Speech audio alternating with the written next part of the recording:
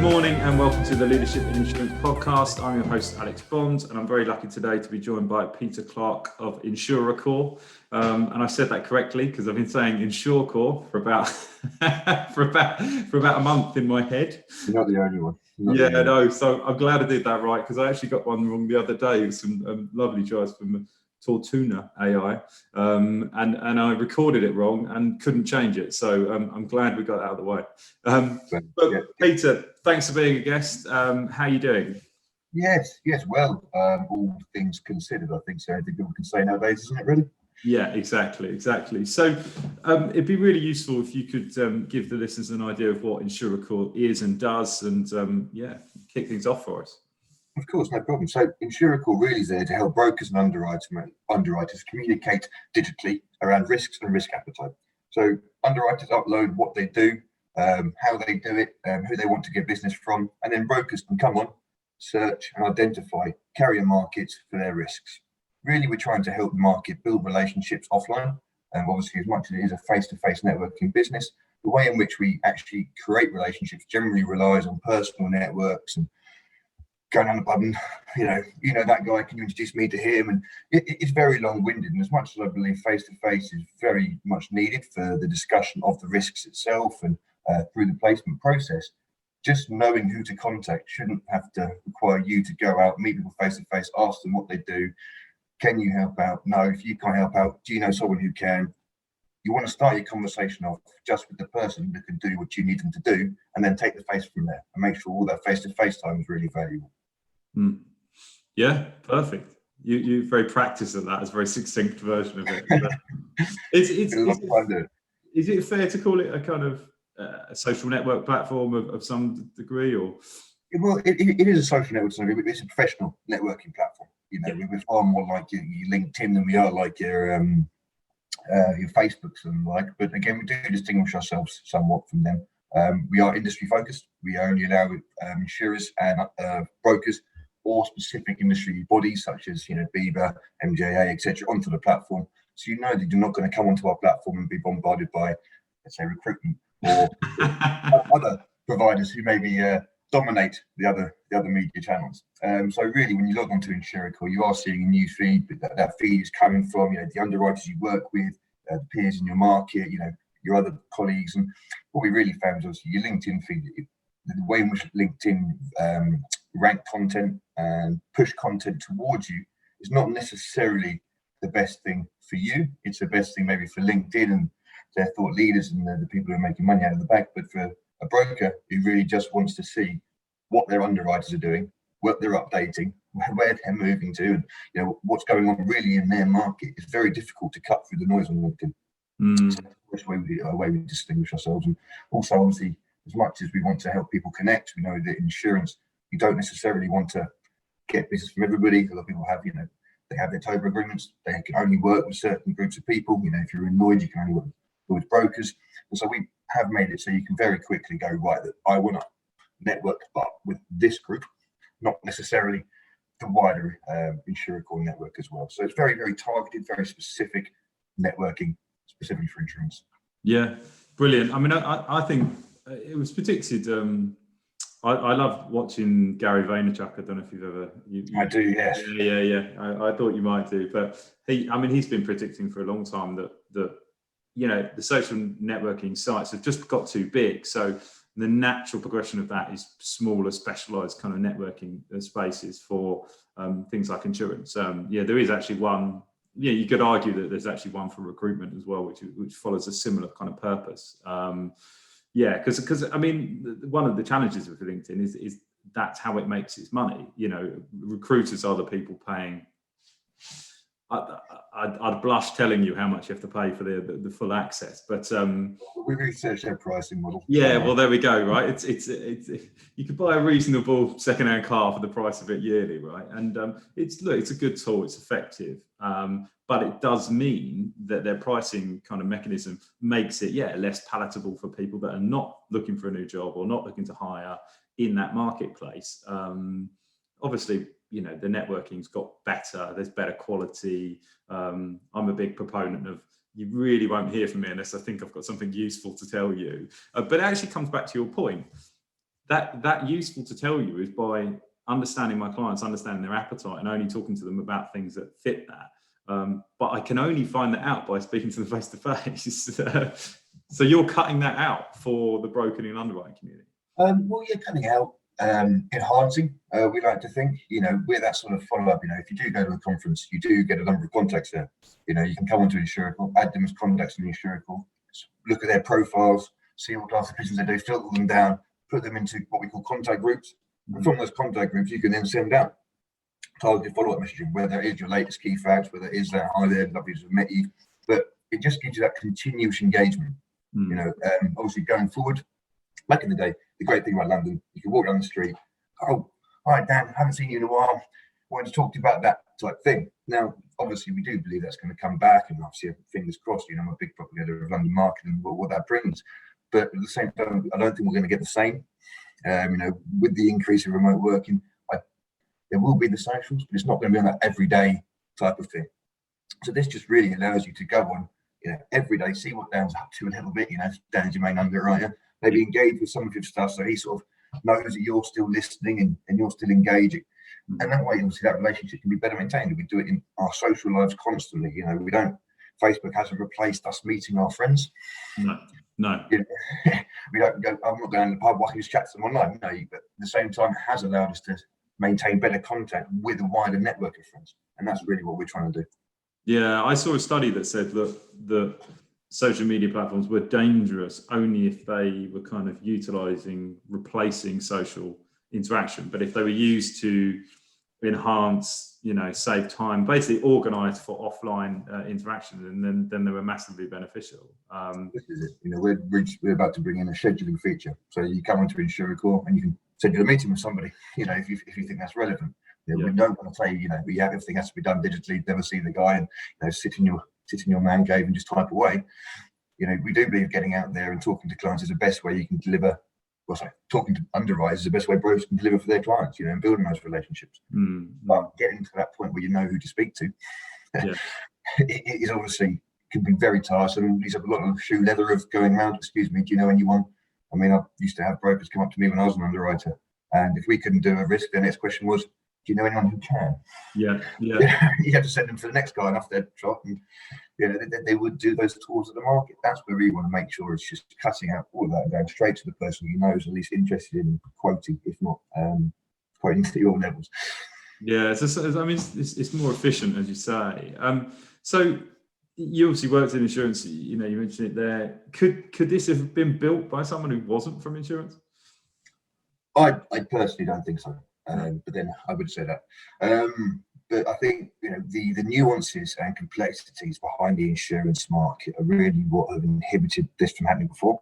So when we started looking at it, obviously there's been some time from going, how are we going to do this? You're trying to take underwriters and brokers from multiple different sizes of company, types of company, from MGAs to wholesale brokers, retail brokers, across all classes of business, and the differences between classes of business and the terminology used. And if you want to have a platform which is simple to use, it's quite generic, but then someone can use in commercial combined can come on and do a search and follow, and even someone in marine can come on, do it using very different terminology. And so trying to make that matching work and all that, it has required us to really work very closely with the market, what would you call market institutions as such, some of your Beavers, your MJs, your Levers, etc. And by sort of really engaging with the market and being able to speak their language to them is the only way we've really sort of muddled our way through this and sort of come to sort of conclusions. And obviously the court have been great in helping with the standards as well. But yeah, I think without us having our context in the market, knowing who we knew, knowing the language that we need to speak in order to get people to understand what we're trying to get at, it would have been a lot harder for us. Yeah, no, completely understand that. Do you think? Well, actually, no, let's take it back. How did you start the business? How long were you in insurance before you thought there's a better way of doing this? Well, I had my first job in insurance when I was 16 during my summer holidays. I worked for a local MGA in my hometown. Obviously, my dad worked there, so rather than have fun on my holidays, he thought it'd be better for me to come in and become chief scanning officer, as I used to call myself. And my job was to take the policy documents that were obviously sent in at that time by fax and post, and scan them in, and saved them to the correct file, so we knew we had a digital version.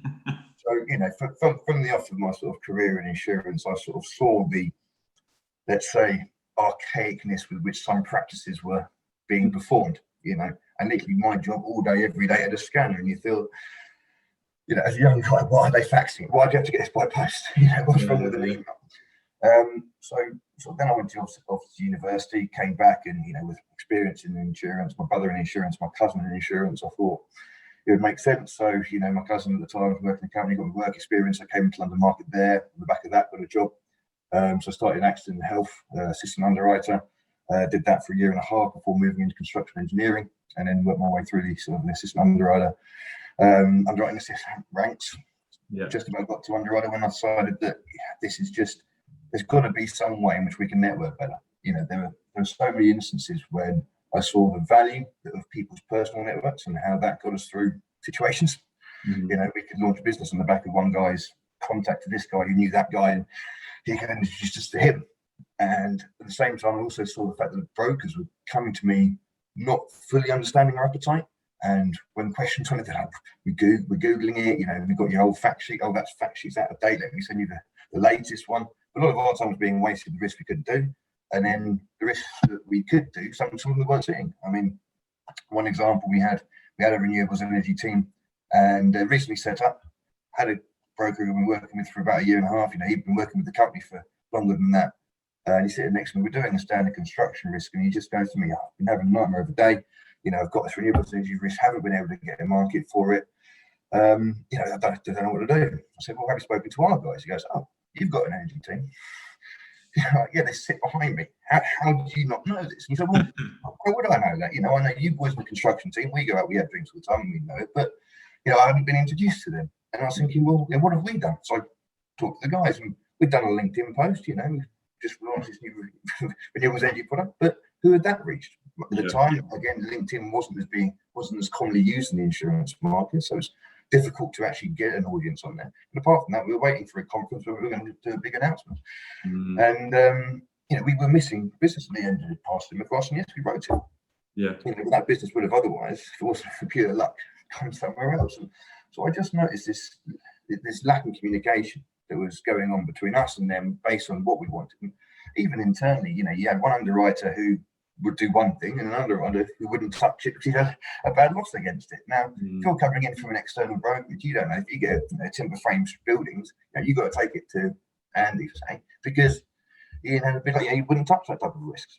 Now, that type of understanding comes from 35 years of hitting the market, going out, talking to people, getting to know them, what they're like, you know, presenting them risk after risk, and just generally building that understanding up. And to me, I just thought that there's something we could do that could speed that up a little bit and put that type of knowledge in the hands of, say, a 21-year-old broker. You know, that doesn't mean they can broke as well as a guy 30 years in the market. You know, there is a skill to broking, I think, presenting a risk, gathering the information, managing your client. But just knowing who to go and see with what risk to get the capacity you need shouldn't be, you know, something you build up over 30 years. It should just be given to you the first day in the office. Yeah. So, yeah, I started looking at what else was out there. Then there was a book called The Clues Insurance Buyer's Guide. It was a yellow pages style book referring to the Bible of insurance that was being sent out to everyone. I just thought, we can't be a market that relies on a yellow pages style book when, you know, the rest of the world is moving on. So I sort of looked at LinkedIn, realised LinkedIn wouldn't work for us. Firstly, the underwriters wouldn't manage their own profiles well. So it was too much of an onerous thing to keep chasing them, to keep getting them to put out stuff. We found that trying to reach people, we just weren't reaching the right people with the right messages. Didn't have the right audience on LinkedIn. And we found that, you know, if you put stuff out on LinkedIn, everybody knows. And so our marketing team, they don't want to announce their very detailed risk appetite to the whole market. They want to let their brokers know. They want to let their competitors know. And so we designed Insurecore really at the back of sort of those types of phases in the market. And yes, quit my job, sold my house, and I am 5 years on. Wow, that's a big move. Did you sell the house to fund the business? Was that? I did, yes. Wow. So time, obviously, and you mentioned you wanted to go on to investments later, but building a network is probably one of the hardest and sort of longest term things you can do. You know, getting that critical. Firstly, getting the chicken egg on there, getting brokers on there when there are no underwriters, getting underwriters on there when there are no brokers. Mm-hmm. So you've got to get over that hurdle. Then you've got to get to the point of scalability where there's value to both sides. And only once you get there can you really then start to look to monetize. So we knew we had a long journey ahead. We knew we had to do a lot of the legwork ourselves. We knew we had to run lean for a long time, keep our costs low and just make sure we got the product right, and then just start getting ourselves out there. So working with the likes of the big networks, Bieber, MJA, etc., helped us massively, and then getting our products out there. And from there, we've managed to hit critical mass. And obviously, COVID and the pressure on insurers now to adopt tech solutions such as Insurecore has obviously sped that along a fair bit as well.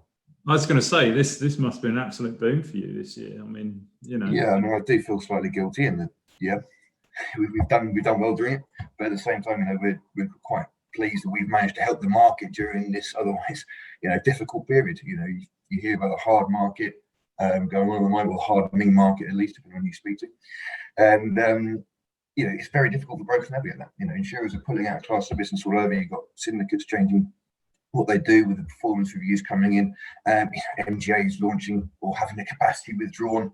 Mm-hmm. Now, that's fine, as we were saying before. If you are in the mix, you're seeing your friends regularly, keeping your fingers on that sort of pulse. But how can you do that now in lockdown? So we have been able to provide brokers with that sort of alternative, right? You've had your capacity pulled here. Is there an alternative market over here? And bits and pieces like that. So yeah, although sort of like you say, you always feel guilty when you're doing well when everybody else is suffering. We're glad we've been able to sort of be in this position to help. Yeah, I mean, no, I appreciate that. You never want to be the person that profits out of the difficult circumstances. But the nature of the beast is. I was watching a thing that said yesterday that retail, online retail, has basically grown 1% a year since kind of its adoption, and in this year it's gone up 27% against and so you've had a decade's worth of growth in 1 year. Realistically, that will go back somewhat when vaccines are there and everyone's out and about, but it will never go back completely. That it's just shifted the dial, and I suspect in a way it's quite good that you've had people forced onto this platform, because I don't know about what your view on this is, but you build a platform like this and you can sort of guess how people are going to use it, but there's a little bit of the market will kind of dictate how it wants to engage with it, I would suspect. Have you kind of found that? Or yes, absolutely. I mean, as you say, it's the same with every product that you build. You make assumptions of, if we build this, they're going to love that. Then so that bit that you think is going to be great is never used, and then the thing that you thought was just a little nice add-on, bloody brilliant, and then churning that. So yeah, we're definitely seeing that, and we're adjusting the platform constantly. We have a very sort of short release time in between releases, just so we can keep updating it, make sure we're promoting the products and features that our clients are using, and the ones that aren't, we're just sort of looking at, do we need them? If not, we change them to make them work better. But yeah, and even in terms of the notification feed, we were unsure how people would use that. Would they start doing personal posts? Would it all just be salesmen about the company? Would it be video based? Would it be people sharing wordings, PDFs? So watching that develop out and how people have used that has been very interesting, and how the brokers have started using it. And we've had a number of people come on and go, look, got this risk, don't know where to place it, can anybody help? And then you've had 3 or 4 people come back on, and that's the type of community help you want to build in there. Yeah. I see the posts quite often on LinkedIn, but there's a broker posting that you can't find a market for a risk on LinkedIn, maybe it's a bit public. So that's where we really want these to come in, sort of very niche forums, very targeted audiences. That the people you're speaking to probably can help, or at least maybe know someone who can. So yeah, it has been interesting to see that grow. And I have no doubt it'll change again. Yeah, we'll come on. What I like about it is this is democratization of it, of the market, because one of the challenges is, you touched on at the start that your cousins in insurance, families in insurance, and I happened into the insurance market, as most people do, because there happened to be a really big RSA office in my hometown, and they did an open day, and I turned up and was none the wiser. If it hadn't been for that, I wouldn't have known anything about it. But then you get into the market and you're like, oh, my dad works in insurance and my brother works in insurance, and it's I like that about it. That's a positive about it from a community aspect, but from a kind of opportunities perspective, because it's a great industry to work in, that's not great. So anything that moves it towards sort of being democratized and not cronyism or kind of, even down to your clients getting the best, getting the best price for their risk or getting the best coverage for their risk. That you don't really want to rely on your broker's 5 greatest drinking buddies to get the best price. Yeah. That does tend to be the way it goes, and I think people do underestimate it's the value of the network. So my first day in the market, I was taken out by my cousin who had 4 years experience in the market. My brother joined us; he already had 5-6 years experience in the market. They were bringing a few of their colleagues along. So almost my first day, I sort of started to build my network and started to grow that out. And that did result in me getting business from those guys. They were brokers, I was an underwriter at the time, and so that network benefited my career, and it did give me a leg up. And I do believe that benefited me over people who maybe didn't have the same family connections as such. So that the power of that network was really what helped me set up Insurecore. Was this should be available to everyone. Everyone should know who to speak to, how to speak to them. I had an underwriter next to me, obviously older than me, more experienced than me, probably better underwriter than me, but people would come to me because they knew me, because I was out and about and all that, whereas because she didn't go out as much, she wasn't part of the boys group, let's say, she did miss out on opportunities of receiving risk. And again, I just don't think that is how the market should work, as much as I enjoyed working that way. Yeah. I mean, I think selfish perspective. I think that's one of the challenges, isn't it? I mean, one of the challenges is for change. And one of the questions I was going to ask you is like, how much do you think people and culture drives or prevents change? And I think in our insurance market, there's a lot of it that's about prevention of change, because it's quite nice. It's quite a nice lifestyle the way it all works at the moment. I would say it's 100% down to culture. I have actually sat in meeting rooms where he goes, look, I think this is a great idea, but I really hope this doesn't kick off before I retire. I'm not going to use it now. So, I mean, I wish you all the best. When I'm out of the market, I hope it kicks off, but not until then. So, Yeah. And there is that, this isn't how I work. This isn't how I want to work. And I absolutely understand it. You've been doing a job for 30 years one way, well, not one way, but, you've moved on in that time. But my favourite example of this really show that, technology isn't the solution. It really is culture change, at least anyway. Because, so look at Lloyd's, the percentage of business that so the cost of doing business at Lloyd's back in 1970 was 40% of premium. Now you fast forward to 2017, right, and it was 39%. In that time, you've had the invention or the proliferation of the internet, the personal computer, the iPhone, tablet, huge leaps in technology that, in the rest of our life completely changed how we work. And yet that same 1% of your insurance premium. Yeah. Now if we're really looking to cut costs in this market, technology, I mean, no one's going to invent something better than the internet, are they? Or the personal computer. I can't see some insurtech coming out with an iPhone style gadget that could revolutionise what we do in that way. And yet, where are we going to see the cost savings coming from? It has to be a change in culture there, because that's the only thing that hasn't changed in that time and has kept those costs high. So that's my 50 cent on it. No, I completely agree, and I work in a market. It's very similar to broking. At the end of the day, I'm the piece in between people who want to hire and people who want jobs or the best talent. And there's definitely a part of me that rebels against certain kind of technology.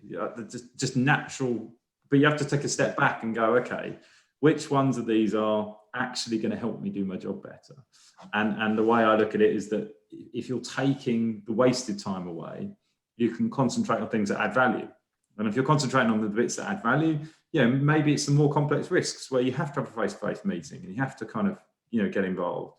And it's just taking away the kind of schlepping around the market for some pretty kind of vanilla risk that can just be placed, pretty easily. So, I'm totally on board, but I totally understand if you've spent 30 years just having a really nice, comfortable life, that's probably unreasonable. Money, you're doing your job well, it is, has been a profitable business. I mean, obviously, recent years might be a bit of a blemish, but these guys have been doing the job well for many years. And, when there's no burning platform, why change? If you're not doing anything wrong, obviously, we didn't have the same pressure put on us as a banking sector did, from the financial crisis. And we had to have actually got reinforced after the 2008 crisis with additional capital because people saw insurance as a safe market. Yeah, of course. And it was something we've been doing very right for a long time. And I think the stability and the fact that it's traditional almost adds to that fact that it is quite a stable business. It doesn't move too quickly. It's going to be there next year to pay your claims. That's quite a nice part of the market. But I do think, Yeah. And I think COVID has put a bit of a burning platform on it. There's huge losses that are going to come out of this. It will be putting pressure on balance sheets, although there will be far more. I think a lot of people will put in more money into insurance. I don't think that's going to stop it hardening. I don't think that's going to stop people really looking at their operational costs. I do think this has been that catalyst that we've been waiting for. Yeah, I completely agree. I mean, it needed to happen, and I always say, one of my questions to you is what does innovation mean to you? Because I always say that innovation, if you'd said last year you were going to allow all of your insurance firm staff to work remotely, that would have been innovative. So it doesn't have to be technology, but I feel like it's been hijacked by technology. But what does it mean to you, that word? Yeah, so to me, innovation is looking at something you're doing and seeing if you can improve upon it in a simple format. When I was chief scanning officer, I was saying, I started off, doing it one at a time, and then by the end of it, I figured out if I could just get a little tab between each one of the scanning bits, I could pull that out just as it went in, and that would help me go a little bit faster. That's innovation. It's just looking at what you're doing and going, look, this is what we're doing. Why are we doing it? Is there a way we can do it better? Do we need to do it at all? It's asking the questions about what you're doing and seeing if there's a better way. I can't describe it as anything better than that. People talk about, innovation sort of when in terms of the grand innovative things that have changed the world and everything, but it's innovation in daily life.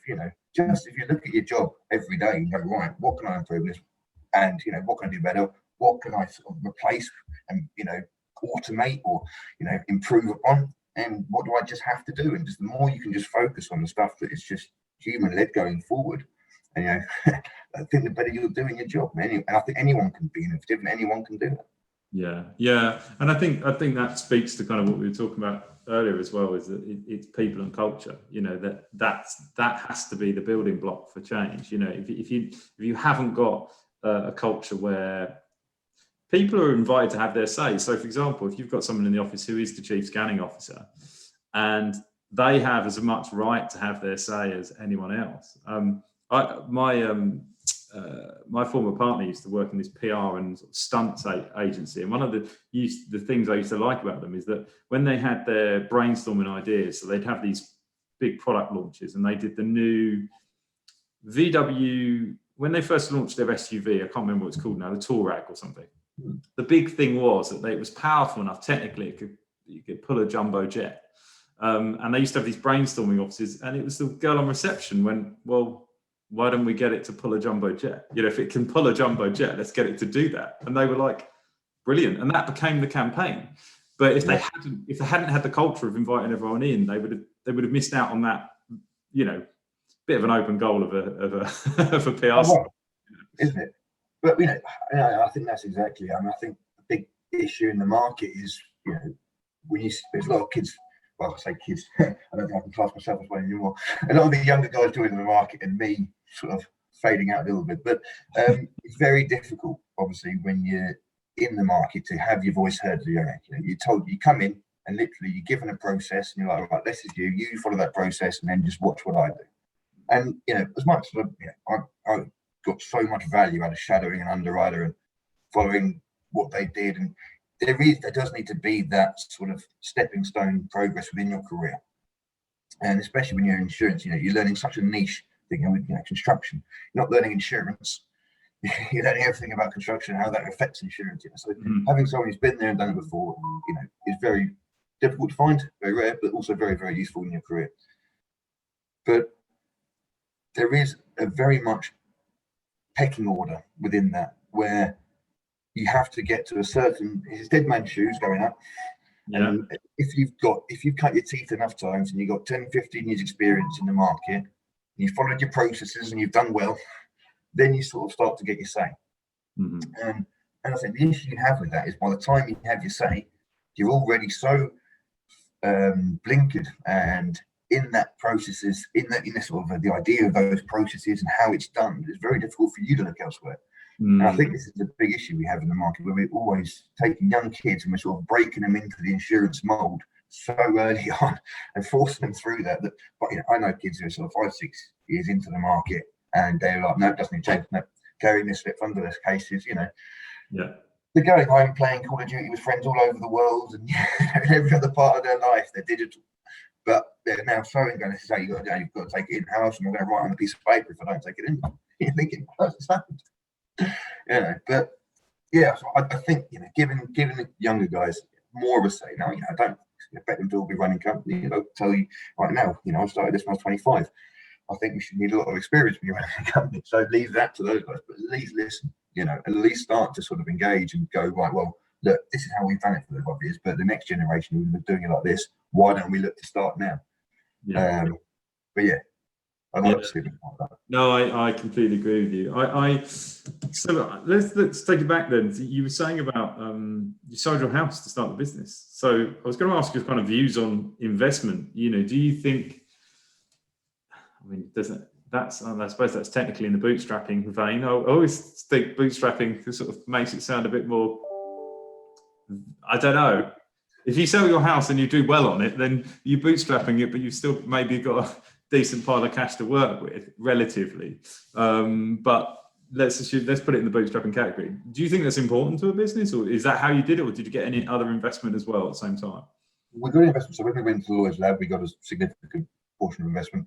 Obviously, we need to get the platform from being what was really an MVP prototype, just to show it does his work. And we're working with a number of sort of companies from the market who knew that. But when we're going into Lloyd's, we had to make it a bit more robust. So we started basically building it again, but we built it with sort of 3 things in mind: just stability, security, and scalability. Yeah. By starting with that base, obviously, we've now got a very solid platform that we can make changes to it left, right, and centre without really damaging the core code, and that's helped us quite a lot as well. But we needed to do that at the right time. If we'd done that from the off, we'd have spent a lot of money going down the wrong routes. Yes. We needed to make mistakes early, and people say it's fail fast and all this, and it really is key. But it's failing fast for a reason, and knowing why you're failing, and then being able to figure out how not to fail next time. Failing fast doesn't really help anybody. it's the qualitative assessment of why you failed and how you failed type thing. Yes. So we really started off with that, and we chucked out a very basic platform with put in some appetite details, and you've got a search in the back. Right. Then you go into why we use it. Well, we only work with the guys who told we don't want everyone to know. Right? How do we build in visibility restrictions? So you can play around with those little bits. You might break a little bit here and there, which is fine, but at least you're getting that learning and you're getting in front of people. Once we'd done that and we'd got to the point where we had a robust platform, we accepted into the Lawyers Lab, we knew what we were going to go through for the next few months in terms of scaling out the functionality, because we got that feedback before, and so we were happy to spend on expensive developers and the right type of infrastructure and everything else like that. But I would say, however well thought out you think your plan is and you think your idea is, until you put it in front of a client and get their feedback, put it in front of multiple clients and get their feedback, you just don't know what you're doing is right. Mm-hmm. You can make assumptions till the cows come home. So our theory was just get something in front of people, get them looking at it, get that feedback, and then once we believed that we knew at least the core was right, build that, and then obviously we can then start plugging things in and growing out in different segments as led by the users coming on. Yeah. What was who's the founding team? Yourself and the founding team was founded myself, and then I had my actually ex-colleague come join me, Sam Carey. So he's been with me from pretty much the off. I think about 8 months into the journey. At the time, we were in terms of development, we've done a number of things. We had one guy who was building it for us We then parted ways with him to go to another company, which was over in India, which worked quicker, but then we decided we wanted it based over in the UK, so we brought it back over here. So the dev team, we've always kept external until really we got the big investment. It just meant we gave us the flexibility to get rid and everything else like that when we needed to, as we needed to. And it also meant we didn't have to spend all that time building the infrastructure, figuring out how to train dev, build them up, make sure the infrastructure is right, etc. So that's how we started off. Now, obviously, we've brought in a full-time CTO who manages our whole tech stack. We have our own developers, etc. But again, taking all that sort of stress of the development away from the business and just passing it on to someone else allowed us to just spend all of our time in front of clients. And that, I think, was what we needed to be doing. The other team members, Joe joined us, I think, about 18 months in. And then we had John just before the Lloyd's Lab. And then Michael was a non-exec and he moved in to work with us. We just recently brought on John, a new sales director as well. So even now, we've kept it lean. You know, we haven't felt the need to push too much yet because, again, we are still learning. We've got most of the UK market at least engaged with the platform at the moment, but to scale this out again, we don't need to do much apart from listen. Yeah. That's really how we see it. And so, yeah. Yeah, I mean, one of the questions I ask people is like, you know, should all change be driven by the customer? No. No, no, I agree. As Henry thought, if you asked insurers what they wanted from innovation, they'd have said a faster scanner. Yeah, exactly. Yeah, there's a lot of time, you know, people don't know what they don't even know they have problems a lot of the times. Now, I know that's could be quite an arrogant thing to say, but you know, a lot of the time, as I was saying, these blinkers are on, you've been doing it for so long, you don't know what else is out there, you don't know this technology is possible, really. So, you know, sometimes you do just have to come in and just go, look, we've done this, and they'll go, oh, I wouldn't do this, and you go, well, what that? Oh, yeah, that could work. Yeah, and then they start dreaming and they start seeing the bigger picture, but you've got to lead them there. You know, generally when someone looks at a platform, it's like yes or no, right? They'll look at it and go, will this work for me? Yes or no. Trying to take them down that route of this is what it is now, but what do you think about, you know, if we did this or did that, is a very difficult skill, you know, because they're a client technically. They want you to come in, pitch to them, can you solve a problem of mine? If not, I've got other things to do in my life. You know, they don't want to spend their time working with you, giving you ideas to build your platform out to make you money. Yeah. So, yeah, I'd say you have to go in there telling the client, this is what we've done for you. And then they'll tell you yes or no. Yeah. You might get a few whys, hows, but then you've got to go away. You've got to be the innovator. You've got to come up with the solutions to their problems. You know, I think if you rely too heavily on your clients coming up with their own solutions, then you sort of, firstly, they'll not be looking at it from a commercial perspective. They'll be looking at what makes it better for me, and a number of other things. Now, as I said, you have to listen to them, you have to be responsive to them, but I don't think relying on them to come up with ideas to solve your problems and why your company isn't innovative enough is not the way to go. No, I think that's so true. I mean, I love the old Henry Ford quote. You know, ask them what they wanted, they'd ask for a faster horse, and you know, it's exactly as you said. But it goes back to that fast fail thing. But it's fast fail, but it's on small things, isn't it? I think people think when you say fast fail, they think, oh, the whole business, the whole product. It's like, no, it's like a product tweak, or you know, we've moved this over here. Is this better? You know, no.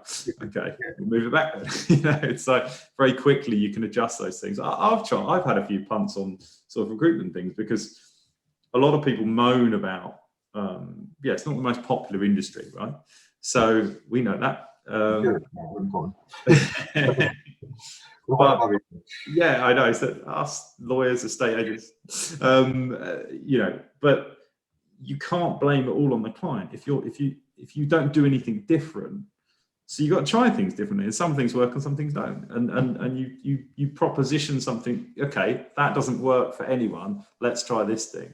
But it's only when you try them then you can get feedback, because otherwise, you know, your client's framework of what the service is defined by what you deliver. So if you're not changing anything, then how's the customer going to know there's a different option out there?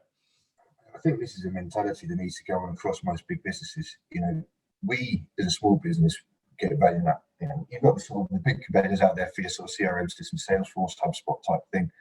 You've got your sort of your Slack and your Trellos and your work organizer things and your Mondays and all that come into it. And all these platforms are pros and cons. You know, they're slight innuations. People come at them from slightly different angles. You know, they're all trying to have their USB. Now, you as a company need to be able to try all of them to figure out which one best suits you. Now, we went through Monday, we went through Trello, we went through this, you know, and we just picked them up. We used them for 2 months. What do you think? Anyone like them? No, right, sorry, not that one. Let's try the next one. And we just iterated, we tried these new things, and eventually we found the ones we liked, we found the ones that worked. Generally ended up being a combination of a couple of bits, you know, because they had a feature we liked, so we just used that for that, but we generally worked on this one. And the ability to do that with modern technology is as big as value.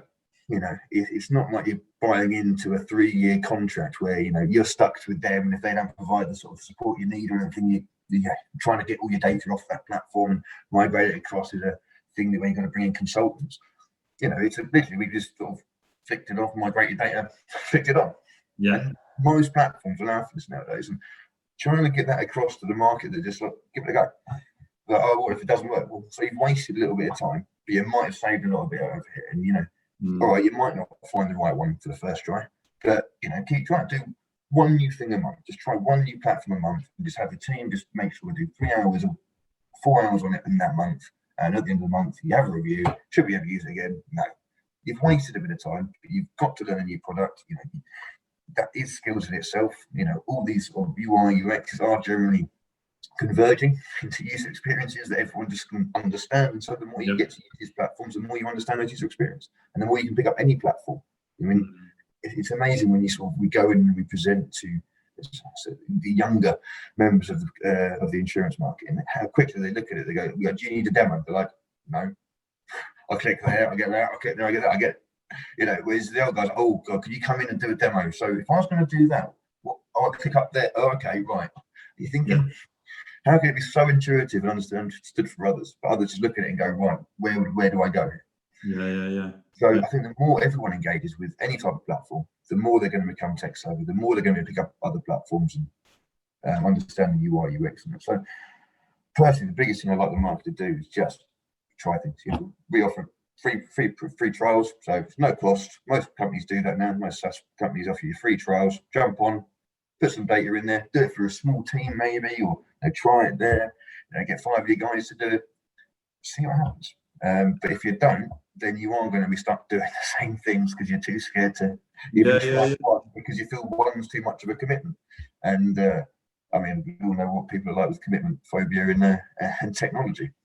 I know. It's so funny because I've just been through the process of just reviewing, a bit like you said. Like I've had the same CRM system for a year now. It's all right. I'm not that happy with it. I don't think it's making my life easier. It's just doing its thing.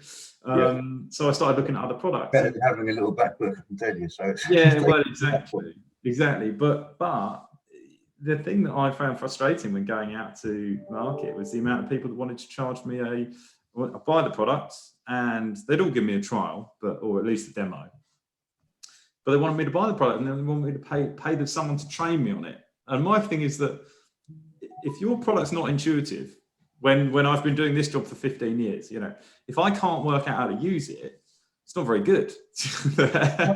Yes and no. I'll caveat that by saying, well, look, LinkedIn, we can all jump on and use. Yeah. Right? Anyone can use it. Do you know how to use LinkedIn to best get your posts seen, to make sure you're engaging with the right audience, to, you know, make sure you're giving the right message to people? You know, there's a lot that goes into using LinkedIn well, as opposed to using LinkedIn. So we all go on LinkedIn training, wouldn't we? Yeah, of course. We don't need to know how to use the platform. Yeah. The reason I'm saying this is because we sell training to Insurecore. I've teed it up for you, it's fine. No, because you know, obviously, I mean, that speaks to what I do. You know, can anyone go out and recruit for their own team? Of course they can. Can you do it as well as I can? No. and that's because there's a nuance to that, and of course there is, and it is things like, because I do know how to use LinkedIn properly because I invested in the training. But no, I think you're right. But I think it's that framework the training should be about how to make you use it like an expert. This is like just how to use it.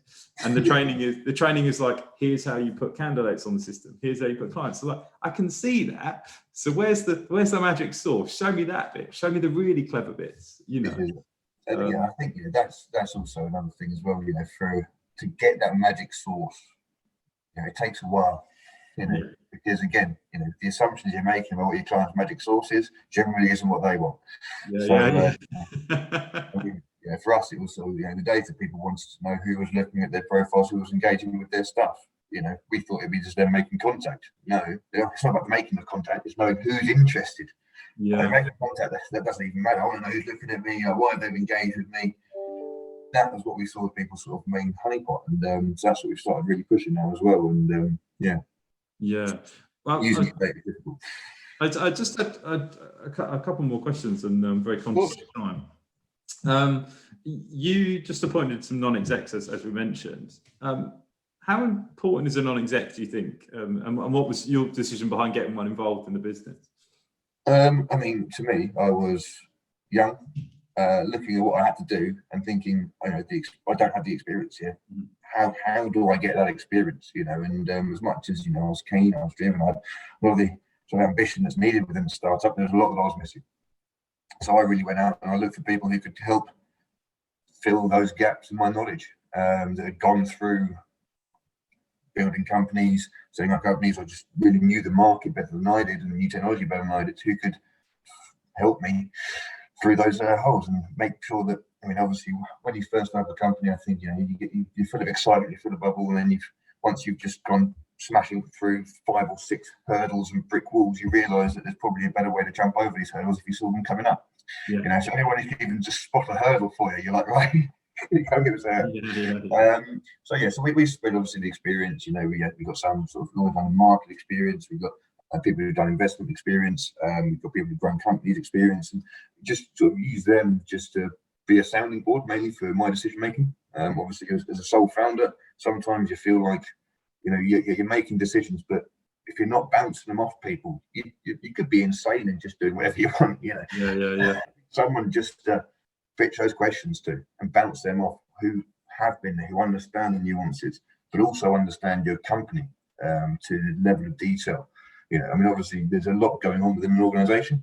Having a few people that understand it broadly across all areas is also very, very important as well. They can then sort of pull things together and go, "Oh, look, why are you doing that over there? If that's going on over here," and sort of looking down on it. Whereas also the rest of my staff, they're in their not silos, but they're in their roles, and so for them, they get very focused on that. So there's that. Helping with investment as well. Introduction to investors is a big part of what a board brings. They've got contacts. They can do introductions, open doors, and add credibility. Really, when you see people who have done stuff, who are well known in the market, and they are putting their own time, effort into a company, that I think reflects to other people who may not have the time or knowledge of that industry or company. Yeah, no, completely agree.